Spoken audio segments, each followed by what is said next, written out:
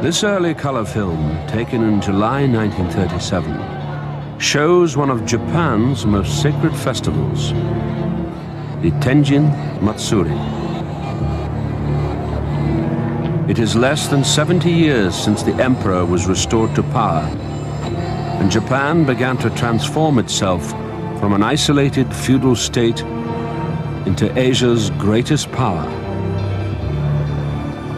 But lying beneath this rush to modernity is a deep-seated fear of Western domination.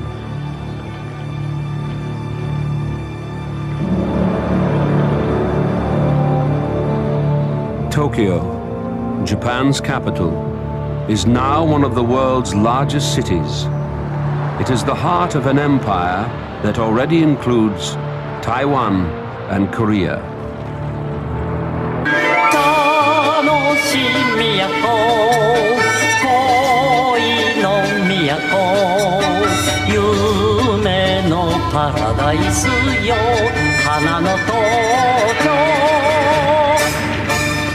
Japan is Asia's first industrialized nation. In 1937, Nissan unveils its first luxury car, the six-cylinder Datsun Model 70. There are plans to export them abroad for the first time to Australia. They have a new slogan: Datsun is the car and the rising sun is the flag.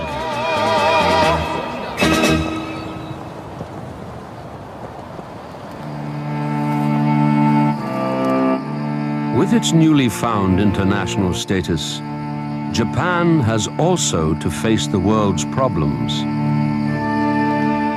The recent global depression, begun by the Wall Street crash in the United States, has caused widespread poverty and a climate of political extremism. Japan's courtship with parliamentary government begins to turn sour. A wave of political assassinations and attempted coup forced the Japanese into the arms of extreme militarists. As the militarists strengthen their grip on the reins of power, Takahashi is assassinated.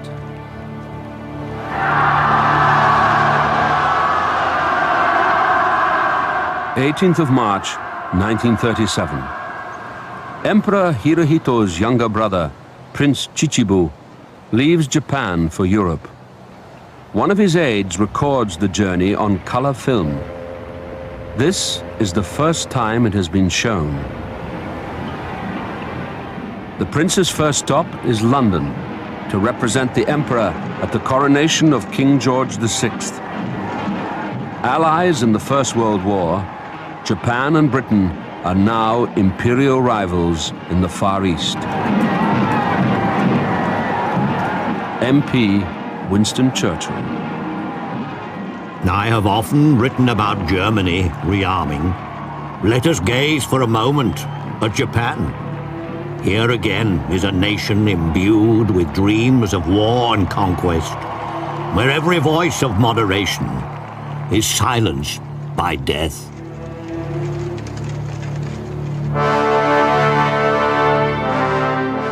The coronation celebrations include a Royal Naval Review at Spithead, off the coast at Portsmouth. The Imperial Japanese Navy is represented by the cruiser Ashigara.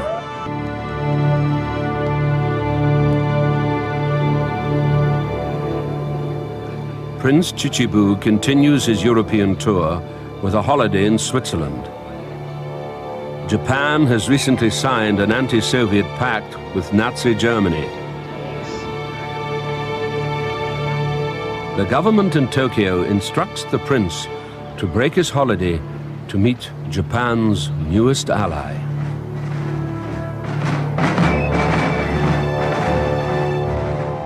In September, Prince Chichibu arrives in Germany and is shown every honor by his Nazi hosts.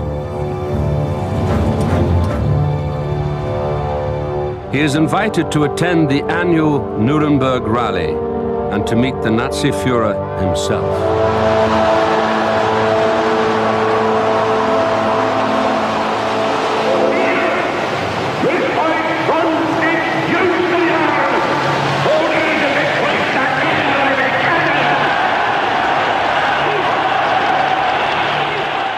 At a reception for the Japanese ambassador, Adolf Hitler. The German people bring to the great Japanese nation its unbounded admiration. I am glad to be able to state that on the basis of a unity of spirit, the relations of our two nations have been marked by sincere friendship. Japan now has its own fascist party, led by Seigo Nakano. Hitler is a man of firm will and sincerity. Not a single word he utters is vulgar. He is a hero that rose from the defeated Germany. To achieve a new world order, Japan has to maintain the pact with Germany, who shares our frustrations.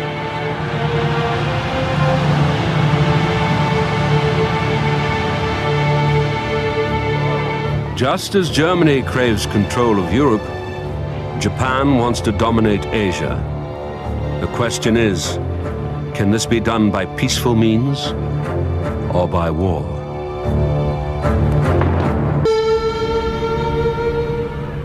China, Japan's huge neighbor on mainland Asia.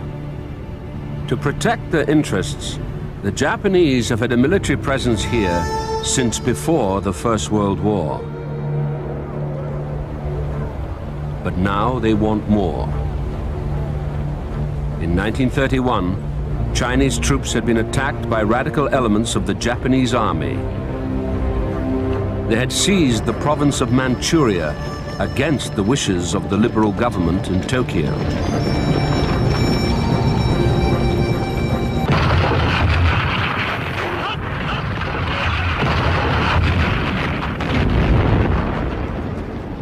Right-wing militarists now dominate the government in Tokyo. In July 1937, an incident between Japanese and Chinese troops outside Peking leads to war.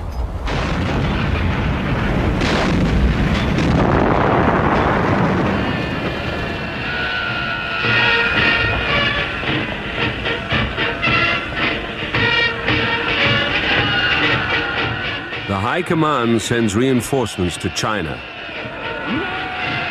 Thousands of men between the ages of 20 and 40 are called up to fight. The government promises the war will be won in a month.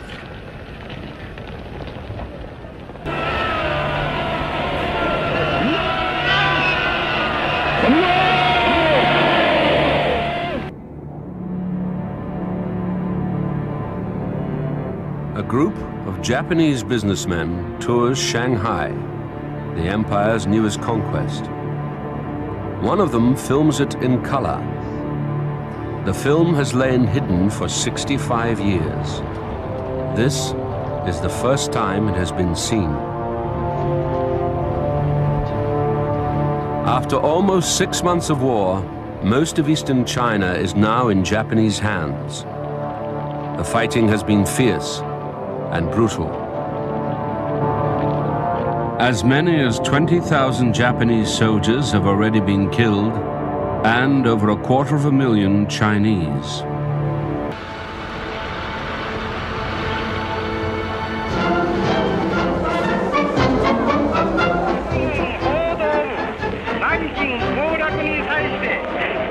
On December the 13th, 1937, the news is announced that the Chinese capital, Nanking, has fallen.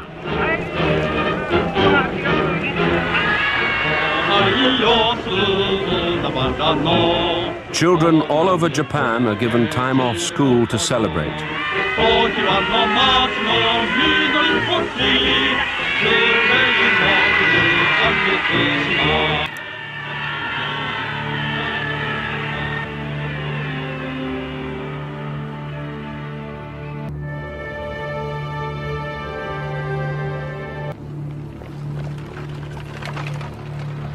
Government censorship in Japan prevents any mention of incidents like the rape of Nanking.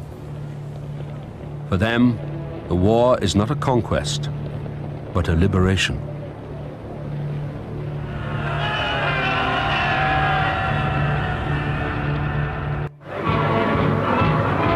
May the 4th, 1938. Adolf Hitler and Benito Mussolini meet in Rome. Italy has just conquered Abyssinia, and Germany has annexed Austria. All they need now is for Japan to complete their axis of power. A new world order is forming.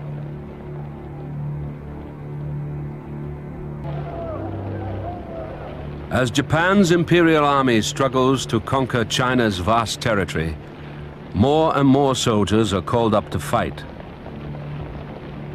The promise of a quick victory evaporates.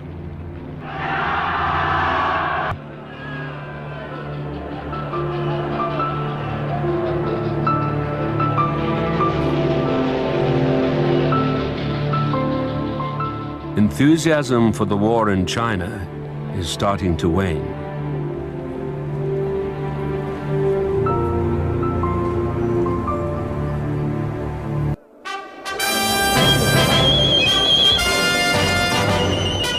At home, the government has begun a campaign of national spiritual mobilization to get everyone behind the war effort.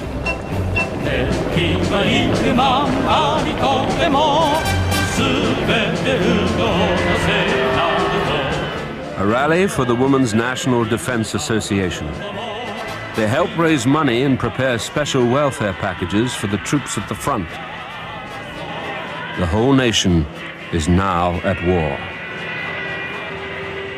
At school sports days, children now have to perform military drills. On the 11th of February 1939, school children celebrate Empire Day outside the Emperor's Palace in Tokyo. The cult of the Emperor unifies the nation. He is seen as a living God who expects unquestioning obedience.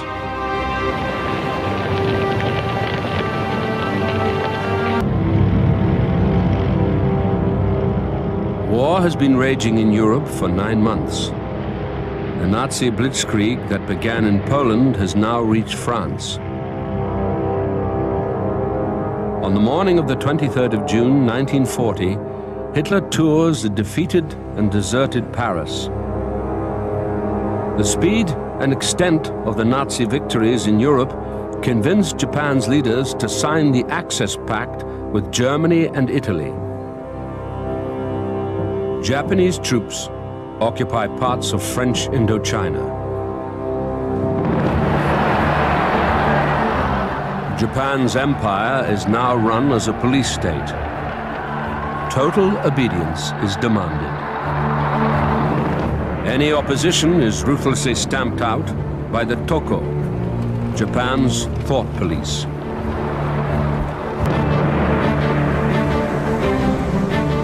Britain and the United States are providing vital supplies to the Chinese forces fighting the Japanese.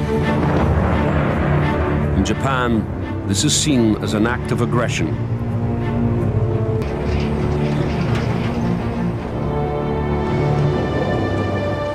Japan has few natural resources and no oil to fuel her war machine. The Western powers have imposed economic sanctions. When Japan refuses to leave China immediately, the West cuts off the supply of oil. 24th of September, 1941. Naval intelligence in Tokyo sends a message to secret agent Yoshikawa, living in Pearl Harbor. Strictly secret. From now on, we would like to have you make reports concerning vessels. With regard to warships and aircraft carriers, we would like to have you report on those at anchor, tied up at wharves, and in docks.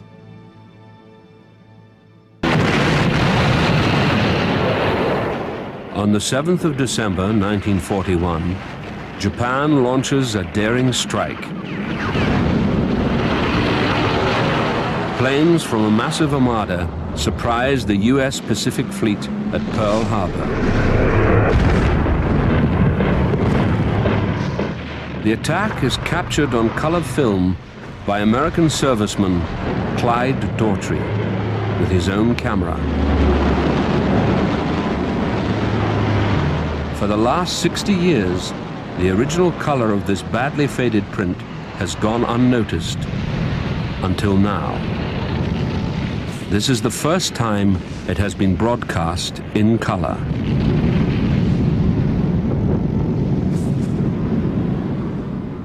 For 2 hours, 350 planes pound the American ships.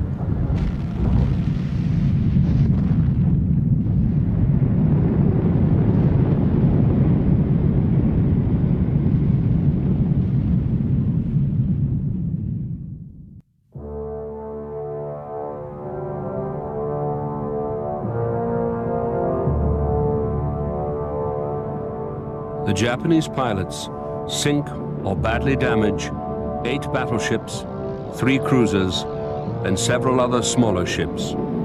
Only 29 Japanese planes are lost. Over 2,400 Americans are killed.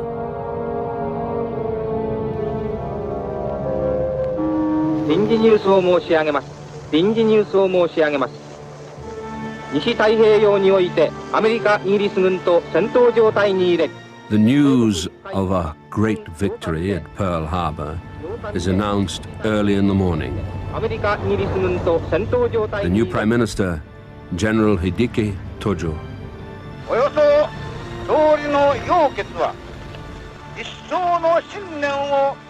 the key to success lies in a faith in victory.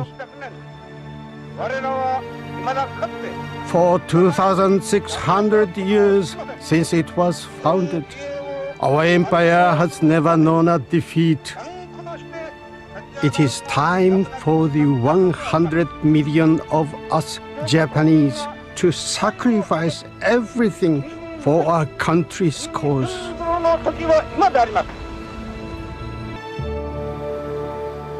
the force that attacks Pearl Harbor includes 5 mini-submarines. 4 are destroyed and 1 captured. Its commander is the first Japanese prisoner of war.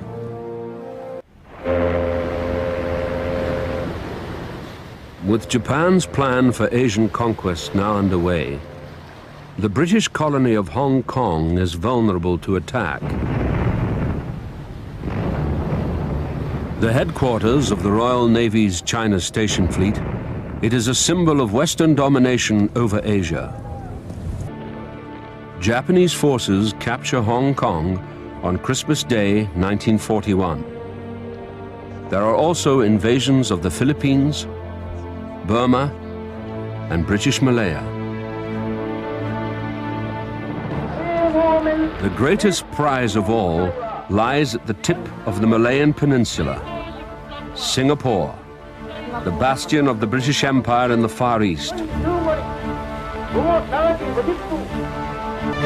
The enemy forces at the fort of Singapore was forced to surrender to the Japanese forces in Malaya at 7:50 p.m. With the capture of Singapore, Japan inflicts a humiliating defeat on the British Empire.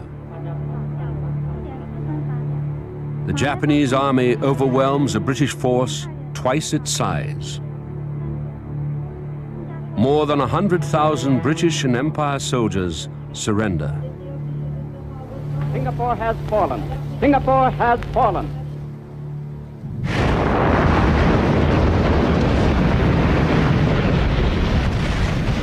February the 19th, 1942.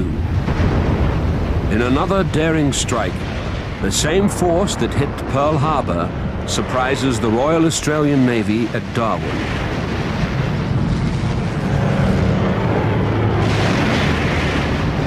Eight ships are sunk and over 240 people killed. The Japanese have also begun an invasion of the Dutch East Indies. Their dream of imperial conquest is almost complete.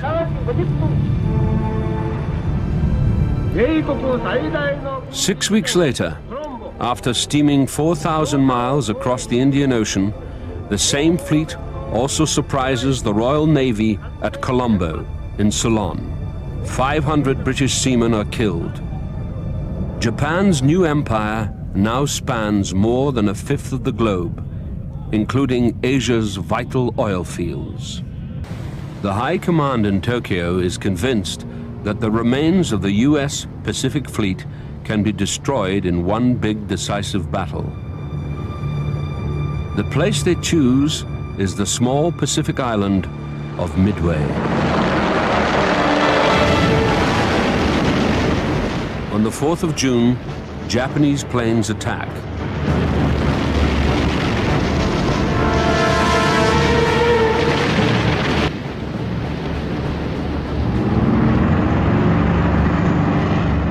The Americans have broken the Japanese naval codes.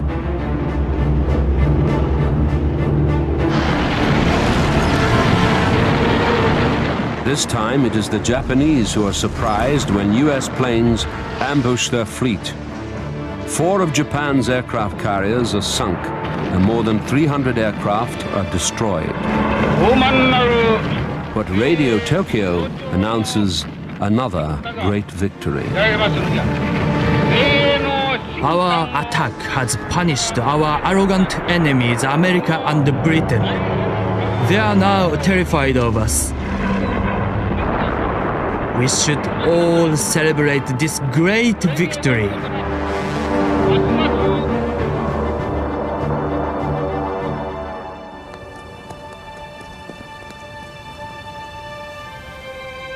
The truth of the defeated Midway is hidden from the Japanese people. The real casualty figures are withheld. For the High Command in Tokyo, it is a military disaster.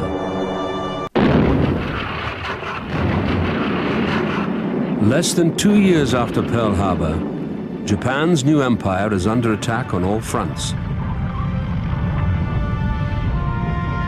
The government in Tokyo continues to hide the truth from the Japanese people.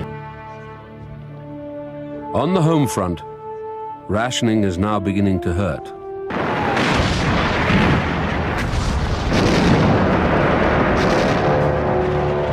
A week after the D-Day landings in Europe, the US fleet begins a bombardment of the Mariana Islands in the southwestern Pacific. If the Marianas are captured, it will put Japan within range of American heavy bombers. The High Command in Tokyo orders its garrisons to defend themselves at all costs.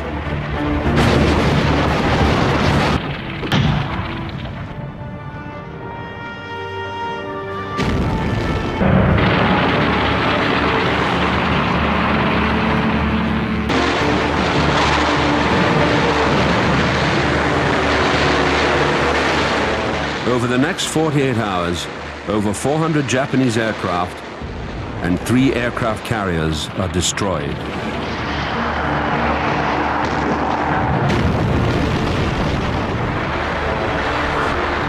For the Imperial Navy, it is another disaster.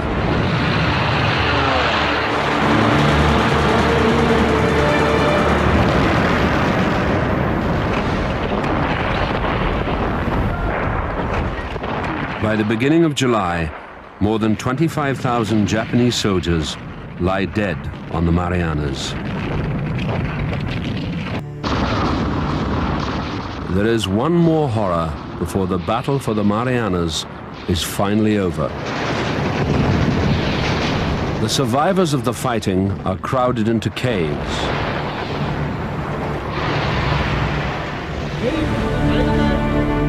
The Americans try to convince them to surrender.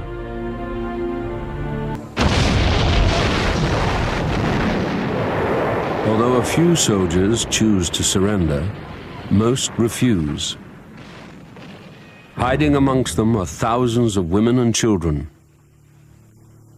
Years of government propaganda about the evil Americans leads to a terrible tragedy.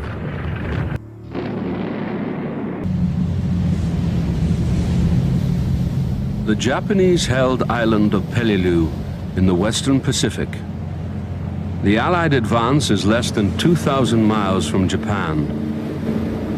The Japanese have now been at war for over 7 years and are fighting the combined forces of China, the British Empire, and the United States.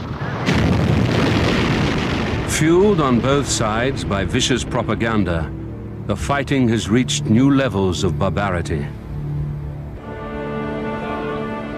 When the Americans liberate the island of Guam, they discover evidence of Japanese atrocities committed against the islanders.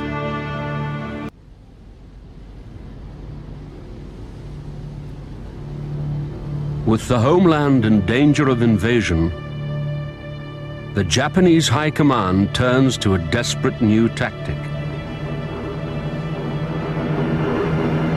On the 25th of November 1944, a lone Japanese bomber closes in on the USS Essex. Its pilot is part of a new force, the Special Attack Corps, Kamikaze.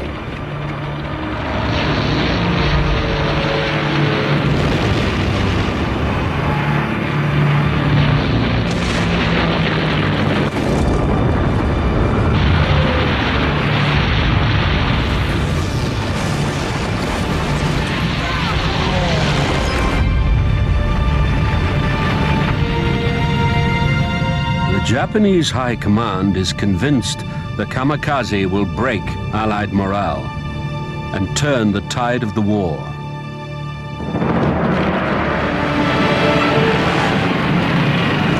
Thousands of young men are now pressed to volunteer to make the ultimate sacrifice for their country.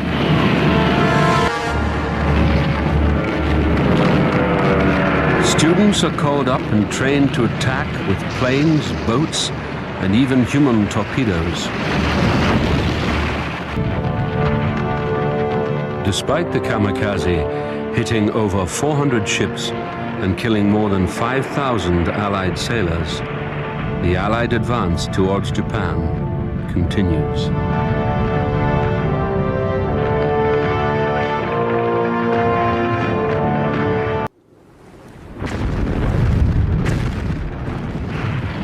Japan's empire, that once extended over vast areas of the Pacific and Asia, is now shrinking fast.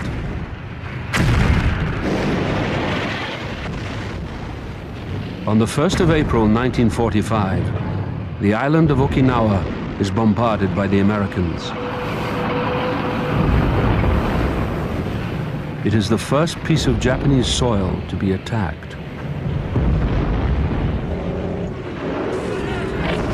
To defend the island, the Japanese High Command has devised another new tactic. Its forces have moved inland, hidden away in caves and bunkers.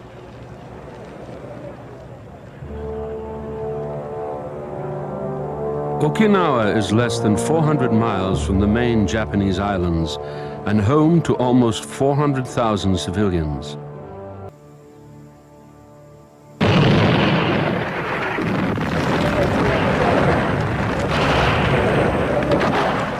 After days of marching, suddenly the Americans run headlong into the main Japanese force.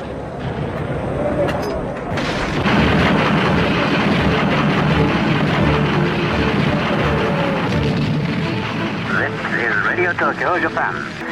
Radio Tokyo has begun a propaganda service in English aimed at the American troops. Contact with the soldiers, the people of Okinawa Island are putting up fierce resistance against the invaders. Even high school girls are throwing hand grenades at American troops.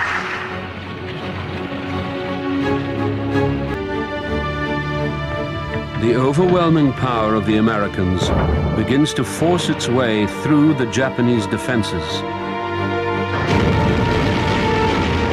Then, on May the 8th, 1945, the news is announced that Germany has surrendered to the Allies.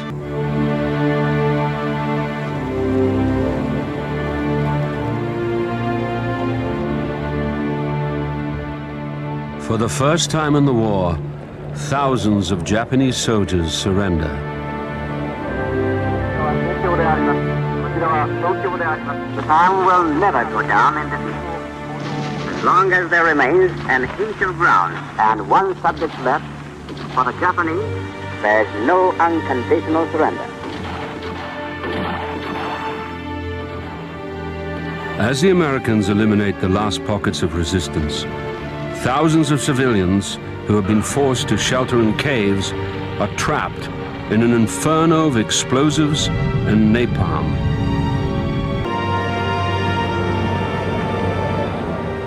Over 12,000 Americans and more than 200,000 Japanese have been killed, including a quarter of the island's civilian population.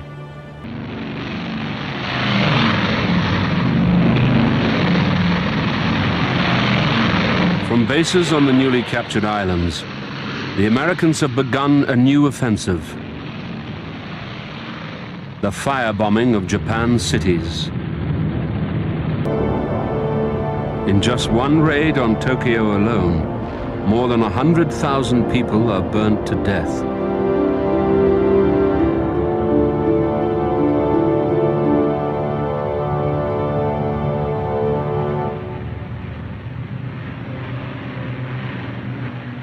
The Americans have complete mastery of the air over Japan.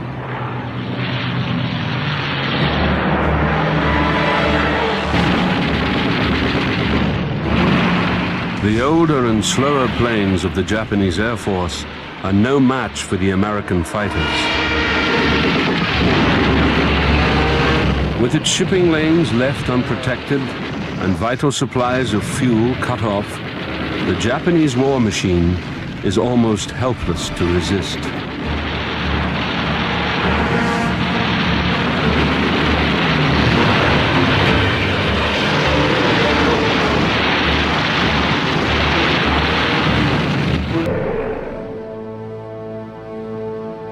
The Japanese are under siege. US submarines roam at will, picking off Japan's merchant fleet one by one.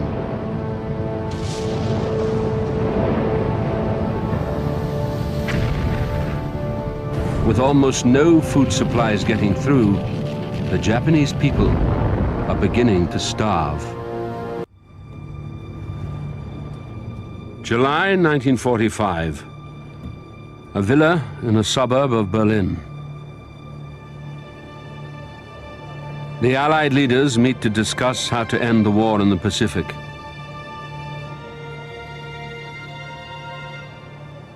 They offer the Japanese a choice: unconditional surrender or utter destruction.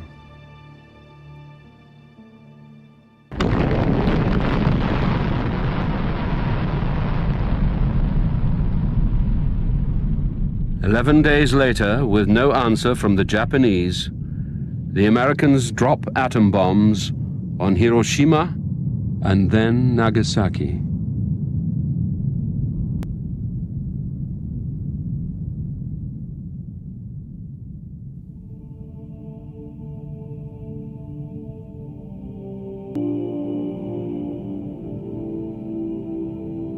Over 200,000 people have been killed instantly. Many thousands more will die in the months and years to come. 6 days after the bombing of Nagasaki, there is a special announcement on the radio. Japan's divine ruler, Emperor Hirohito, will speak to his people.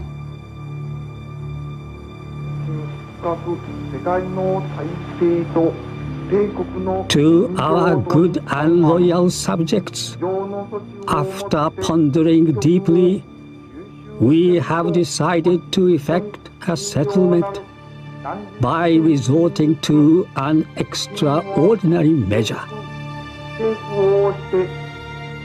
For the first time, the Japanese people hear the voice of their living God. Without once mentioning the word surrender, he announces the end of the war. If we continue to fight, it would not only result in the ultimate obliteration of the Japanese nation, but it would also lead to the total extinction of human civilization. So we have decided to pave the way for a grand peace by enduring the unendurable.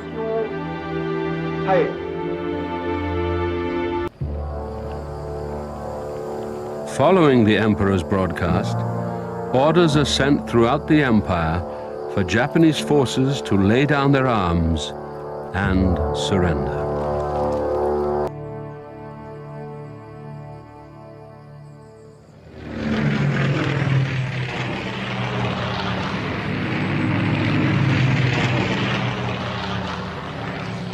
All over Asia, prisoner of war camps are being liberated by the Allies.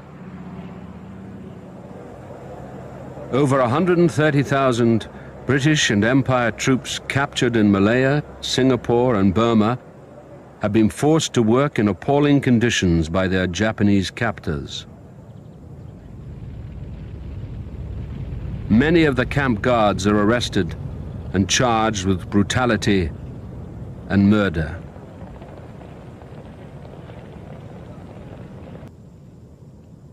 Of the British and Empire soldiers captured by the Japanese, almost 1 in 4, more than 29,000, are dead by the war's end.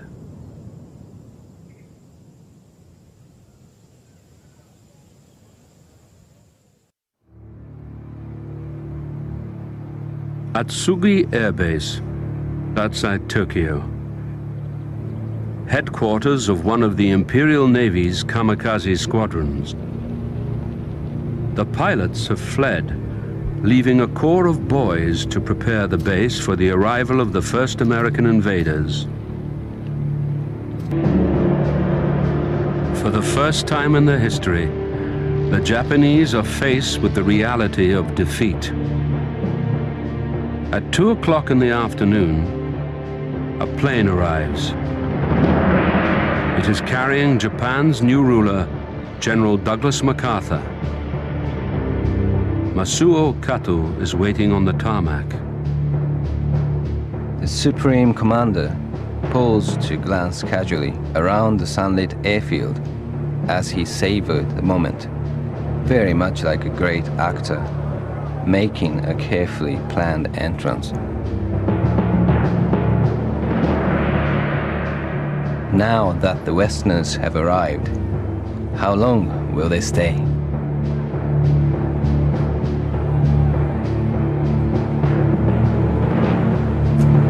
As General MacArthur leaves for Yokohama en route to Tokyo, 30,000 Japanese soldiers are ordered to line the route. They are told to turn their backs in deference to their new overlord.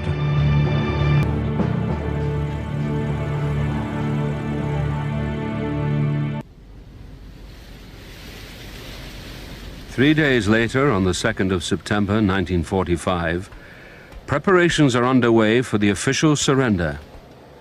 The responsibility for signing falls to Japan's Foreign Minister, Mamoru Shigemitsu. Japan's leaders have tried to avoid taking responsibility for the surrender. So it is my duty to carry through this last decisive act. I was surrounded by enemy onlookers.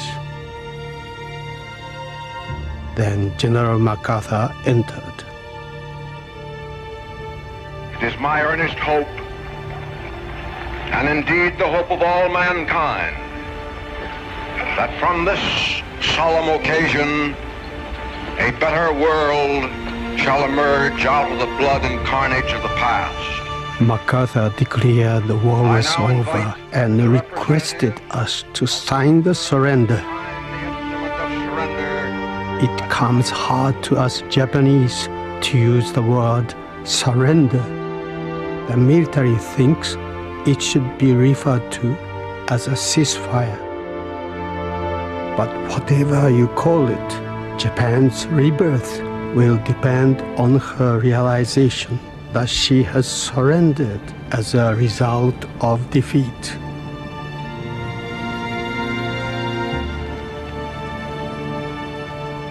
Japan's Holy War is finally over. Now the Japanese will have to endure occupation.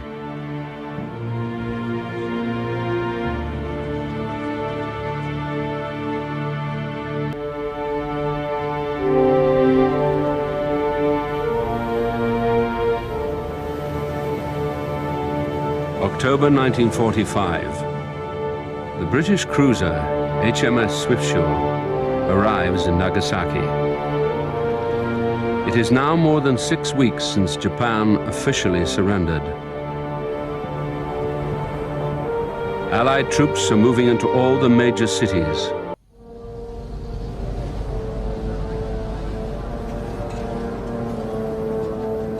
With the collapse of the empire, more than 6 million soldiers and civilians are returning home.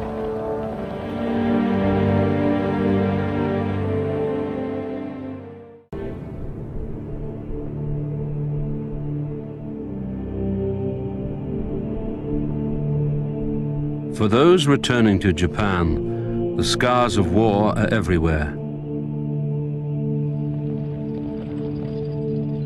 In Nagasaki and Hiroshima, many survivors of the atom bombs face a lingering death from radiation sickness.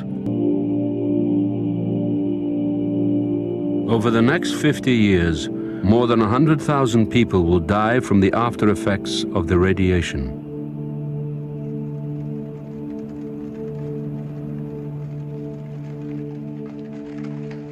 By the end of 1945, the Japanese people are facing a bleak future. The rice harvest has failed. Inflation is rampant. The black market is rife. Everywhere, food queues stretch through the ruins.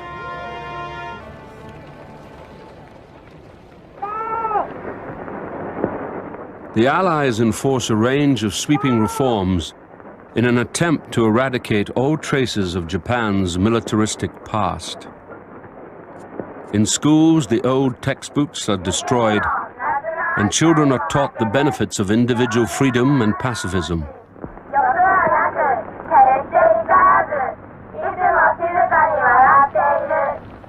There is a new, more democratic constitution.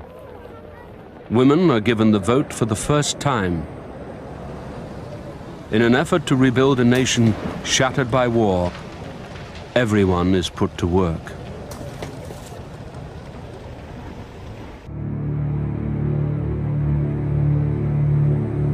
On the 3rd of May 1946, Japan's leaders are put on trial for war crimes. They are accused of waging aggressive war and committing numerous murders. By the time the war crimes trials end in 1951, almost 4,500 Japanese will be convicted, of whom nearly 1,000 will be executed.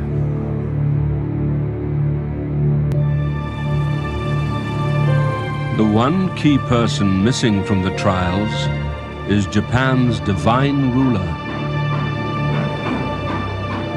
When there are widespread calls in the West to prosecute the emperor himself, there is a flood of letters to the head of the occupying powers. To the Honorable General MacArthur, in our country, the emperor is above God. If something should happen to His Majesty, we would lose our purpose in life. The emperor made the country go to war with more power and authority than Hitler. If this man is allowed to escape punishment, there will be no justice. If it ever happens that His Majesty is brought to trial, many Japanese would hold a tremendous hatred toward all Americans. I beg you with this petition, written in my blood.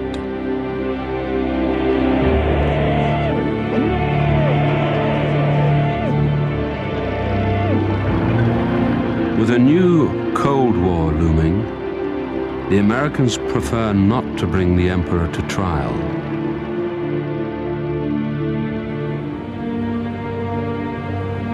Instead, he is sent on a series of carefully orchestrated tours of his devastated nation. On the 7th of December 1947, he arrives in Hiroshima. It is hoped that the emperor will remain a powerful symbol of continuity with the past.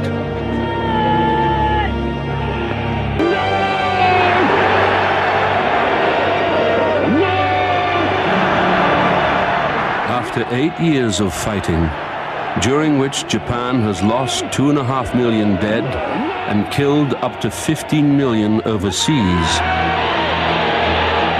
the legacy of Japan's war will be long and painful.